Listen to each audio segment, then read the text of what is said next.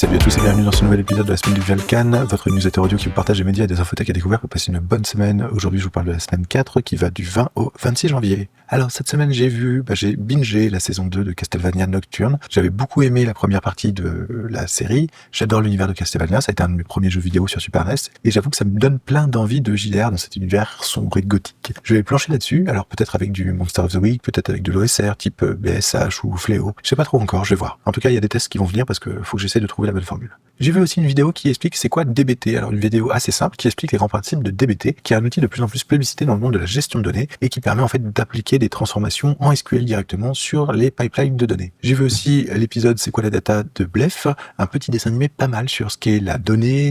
C'est assez sympa de regarder, ça donne les bases, ça explique un petit peu comment la donnée est vue en fait par les entreprises et à quoi on s'en sert ensuite. J'ai vu une vidéo qui s'appelle Oh I Publish My Obsidian Notes Website for Free, donc c'est une très très bonne vidéo sur la manière de publier gratuitement une sorte de blog ou un digital garden sur le web directement avec Obsidian. Alors le digital garden, c'est un jardin numérique, c'est une métaphore qui est utilisée pour décrire un espace virtuel où des informations, des ressources, des contenus sont organisés et cultivés en fait de manière à favoriser la croissance, l'apprentissage, l'interaction. C'est assez lent en fait, la création d'un espace de digital garden, de jardin numérique. Généralement, ça ne respecte pas forcément une chronologie, c'est un espace de jeu, c'est vraiment très expérimental et c'est aussi quelque chose qui appartient en fait à son auteur. C'est pas quelque chose qui est déposé sur X ou sur Facebook et que le contenu ne vous appartient plus. C'est quelque chose que vous gardez pour vous. Donc voilà, donc ça c'est une vidéo qui vous explique un petit peu comment publier en fait une sorte de website à partir de vos notes Obsidian, pour la modique somme de gratuit en fait, et c'est plutôt pas mal. J'ai vu une vidéo qui dit mais c'est quoi un data catalog? Alors pour le coup, je pensais pas qu'un podcast sur les ressources humaines soit aussi clair sur la définition d'un data catalog, c'est plutôt une bonne surprise. Le data catalog, qu'est-ce que c'est en gros? C'est un inventaire de données, des sources de données d'une entreprise,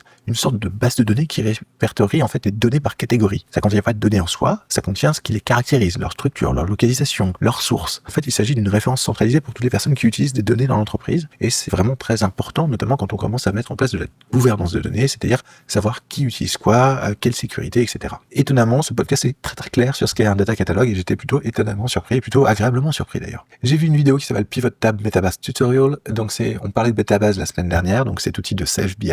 Je continue à chercher des vidéos, des tutos pour mieux appréhender le logiciel, les possibilités, et ici cette vidéo en fait elle parle des pivot tables ou en fait des tableaux croisés dynamiques pour les habitués d'Excel, donc la façon dont on les gère, dont on les crée, et on peut les organiser dans Metabase. J'ai continué la visionnage de Sakamoto Days, j'ai vu la suite, les 2 épisodes suivants, et c'est toujours très très sympa à regarder, franchement c'est assez cool, c'est vraiment très très délire, très très humoristique, avec ce tueur à gages qui était une légende et qui est donc parti à la retraite, qui s'est empâté et qui est rattrapé par son passé. Franchement, si vous avez l'occasion de le regarder, allez-y, c'est vraiment très très drôle à regarder. J'ai vu aussi la vidéo What is a Digital Garden, donc en complément sur la publication des notes Obsidian.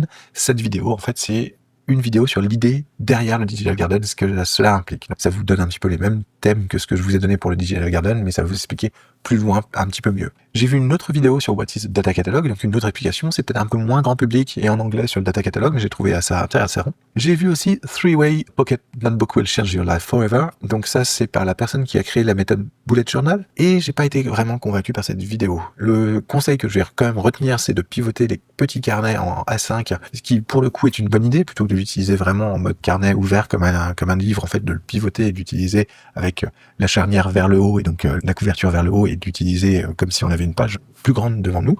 Donc ça, c'est pour le coup, je trouve que c'est vraiment une bonne idée. Et sinon, je trouve que c'est trop commercial, c'est trop axé autour de leur carnet, de leur méthodologie Bujo, là où j'aurais aimé un truc un peu plus généraliste en fait. J'ai vu une vidéo qui s'appelle Mon outil secret pour faire des vidéos qui cartonnent. Alors, pas du tout convaincu par l'outil. Au final, j'ai l'impression que ça n'apporte pas grand chose. En même temps, je fais pas beaucoup de vidéos, même si je pense à faire des tutos Obsidian dans un futur assez proche, parce que j'ai commencé mon bilan de l'année 2024 et j'ai retrouvé une conversation que j'ai eue avec Lorx au début de l'année 2024 où il me demandait si j'allais bientôt sortir des vidéos sur Obsidian. Et je pense que c'est pas une résolution, mais on va dire que c'est un bon projet à lancer pour 2025 en tout cas, donc j'espère en faire. Et le dernier truc que j'ai vu, c'est Introduction to the Talent Data Catalog. Alors là, je voulais savoir ce qui était possible de faire avec Talent, qui est un outil que j'utilise au travail. La vidéo, elle est beaucoup trop commerciale, il n'y a pas de démo et ça explique pas du tout ce que ça fait. C'est vraiment une vidéo pour vendre du produit, donc j'ai été très déçu. Cette semaine, sinon, j'ai lu, un article qui s'appelle 10 Best Practices for Writing Documentation, donc des conseils d'écriture pour une meilleure documentation. Alors, j'aime beaucoup le fait qu'il ne faut pas oublier qu'on est notre premier lecteur, qu'il faut réfléchir en se disant que même dans 6 mois, il faut que ça reste compréhensible, et de bien détailler les problématiques que l'on essaie de résoudre et ce genre de choses. Donc, c'est plutôt des conseils vraiment de bon sens, mais pour le coup, qui ont été bien écrits et rassemblés ensemble. Donc, ça vaut le coup quand même de lire un petit peu ça, parce que, en fait, ça va vous servir aussi, par exemple, pour vos notes. parce que la documentation, c'est aussi les notes que vous prenez, et franchement, ça peut vous servir là-dessus. J'ai lu un article qui est très très intéressant qui s'appelle A Brief History and Ethos of the Digital Garden. Donc c'est un article super intéressant sur l'émergence en fait du terme Digital Garden, son évolution à travers le temps et l'évolution aussi du concept de la philosophie qui est actuellement admise derrière le Digital Garden. Donc si vous avez envie d'aller plus loin, d'essayer de voir un petit peu où est née l'idée, comment elle a évolué, comment elle s'est transformée, parce que vous allez voir qu'à la base c'était pas du tout ce qu'on attend maintenant d'un Digital Garden, et quels sont les grands termes et les grandes philosophies derrière le Digital Garden actuellement, n'hésitez pas à les lire. Alors c'est en anglais mais c'est vraiment sympa.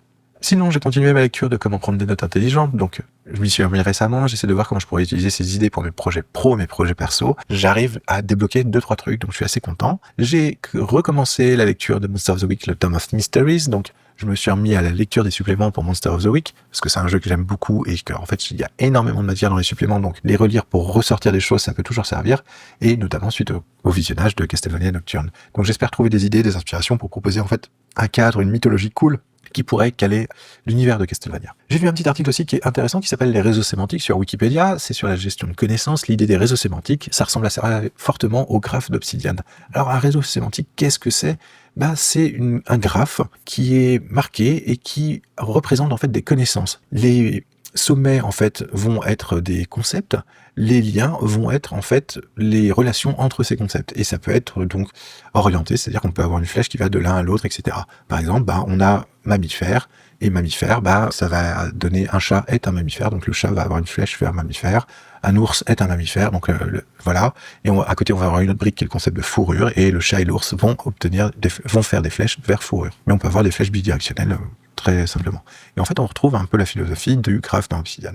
J'ai continué aussi la lecture de Sortez vos données du frigo. Alors j'ai pas autant avancé que ce que j'aurais aimé. Je trouve que le livre est toujours passionnant. Il y a vraiment tout ce qu'il faut pour comprendre les enjeux actuels de la donnée, et j'ai vraiment hâte d'aller plus loin, mais j'ai pas tout le temps qu'il faut, donc j'ai fait des choix.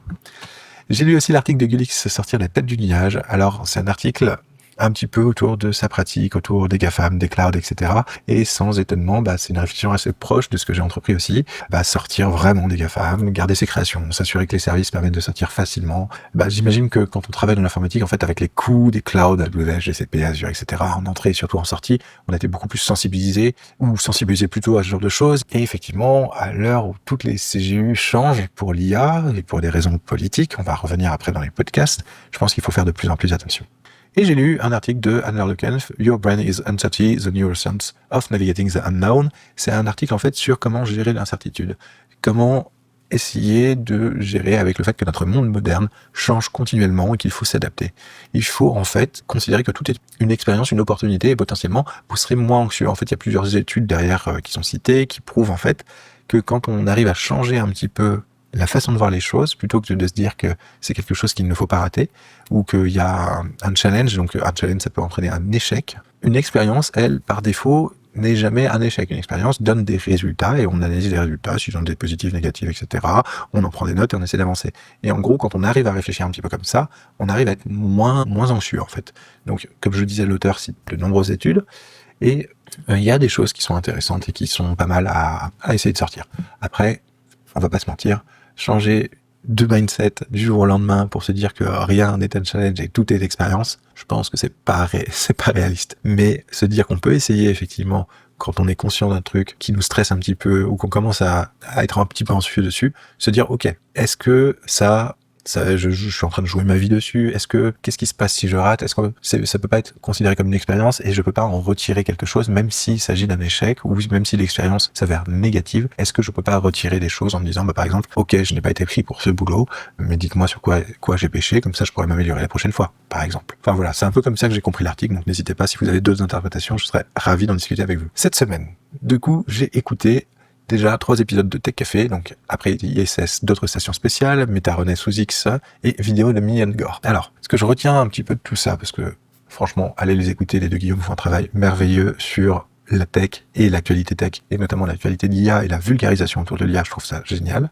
Mais ce que je retiens quand même, c'est que Meta, donc la maison mère Facebook, Instagram, etc., vire très très mal. En gros, les big tech US en général virent très très mal, tout le monde a plié la jambe devant le nouveau président.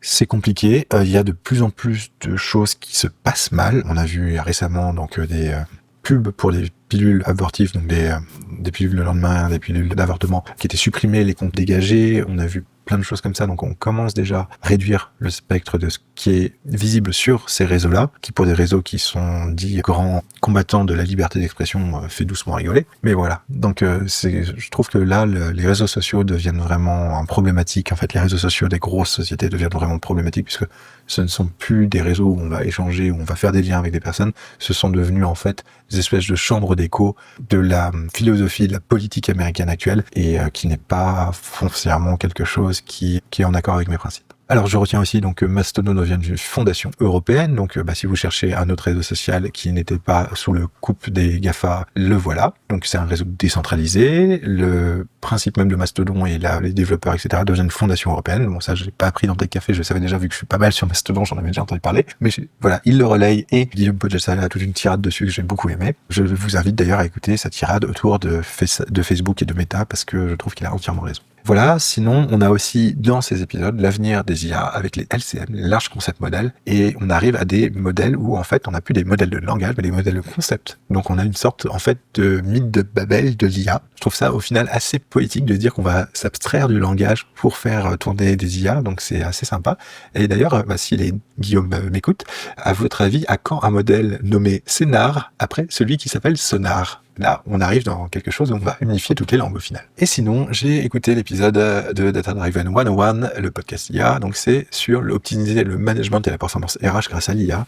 Alors, je n'ai pas été vraiment convaincu sur la plateforme, j'ai retenu 2 choses. On s'aperçoit que du coup, les offres RH, elles marchent exactement comme une place boursière de publicité. Donc, c'est-à-dire qu'on va essayer de vendre des emplacements, etc., au meilleur taux de clic, au meilleur truc, etc. Donc, c'est vraiment une bourse de publicité, mais pour des offres RH. Aussi, un autre point, il donne dans ce podcast, en fait, les périodes où il vaut mieux postuler parce que ce sont les périodes où il y a plus d'offres. Et donc, ça, c'est plutôt intéressant. Par contre, cette semaine, sinon, j'ai testé 2 choses. J'ai testé un nouveau thème pour Obsidian qui s'appelle Cupertino, qui a été nominé au Gem Award de Obsidian. Donc, tous les ans, ils font un palmarès avec plusieurs catégories, et dans la catégorie thème, Cupertino a été nominé, donc je suis en train de l'essayer, et c'est plutôt sympa, c'est sobre, c'est sombre, je vais voir si ça me convient à l'usage. Moi j'avais beaucoup aimé Noguchi comme thème, mais en fait je trouve qu'il prend énormément de ressources au lancement d'Obsidian, et qu'en plus, de temps en temps, ça fait ramer en fait tous mes data views, etc., donc c'était un petit peu chiant. Pour le moment, j'ai pas ce problème avec Cupertino, on va voir, après c'est pas le même design non plus. Et sinon, j'ai essayé un site qui s'appelle Ça vaut le coup. Alors, on parlait d'automatisation, là, c'est un logiciel qui vous dit si automatiser telle ou telle tâche vaut le coup. Et ça vous le dit en vous calculant le temps économisé sur une semaine, un mois, une année, etc. En fait, il va faire un calcul. Vous estimez que si vous automatisez ça, vous allez gagner 5 minutes par jour. Dire combien de temps vous avez gagné au bout d'un an, par exemple.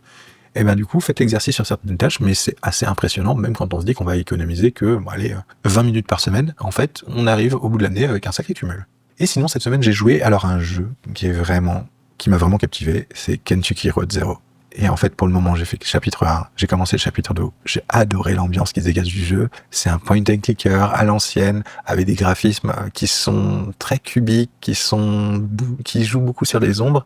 Il y a une sorte d'ambiance un petit peu à la Twin Peaks, un truc un peu étrange, dérangeant. On arrive sur des choses un peu différentes, en fait. Ça me rappelle aussi un peu Public Access, enfin, il y a pas mal de choses. Et c'est vraiment très très bon. J'ai très très hâte de continuer ma partie. Voilà, ça sera tout pour cette semaine. J'espère que vous allez trouver des choses qui vont vous plaire. N'hésitez pas en tout cas à venir communiquer avec moi sur les réseaux sociaux et donc sur Mastodon comme vous l'avez compris. Sinon, n'hésitez pas à partager le podcast à vos amis, mettre 5 étoiles sur les différentes plateformes ou à laisser des commentaires. Ça permet en fait de faire découvrir le podcast et ceux qui ne connaissent pas le podcast, ça permet de les rassurer pour leur dire que c'est quand même quelque chose qui peut les intéresser et qui peut, si vous le trouvez de qualité, qui peut être de qualité effectivement. En tout cas, je vous souhaite une excellente semaine et je vous dis à la semaine prochaine. Allez, salut!